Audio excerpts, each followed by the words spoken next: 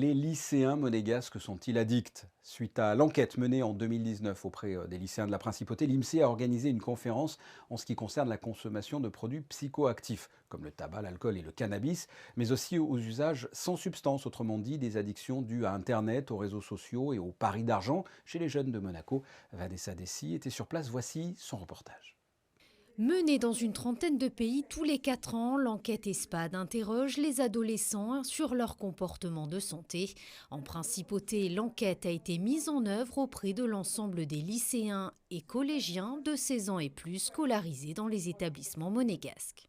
Alors l'objectif de l'enquête, c'est de faire une photographie des addictions, des habitudes de consommation de nos jeunes, le tabac, l'alcool, les écrans, Internet, les stupéfiants. Puis c'est même plus qu'une photographie, c'est en ça que c'est intéressant pour nous parce que c'est aussi un film dans la mesure où c'est un exercice qui est renouvelé régulièrement et ça nous permet de voir l'évolution des consommations et donc de déterminer si les politiques publiques de prévention, les messages que nous passons sont entendus, s'ils sont bien reçus ou pas. En principauté, globalement, les tendances ont diminué, notamment sur la consommation de tabac, de cannabis et d'alcool. Mais 93% des lycéens entre 16 et 18 ans affirment avoir déjà consommé l'un de ces trois produits.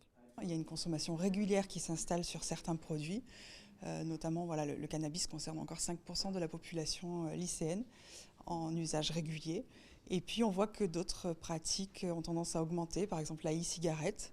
Alors le tabac diminue, mais la e-cigarette a tendance à augmenter.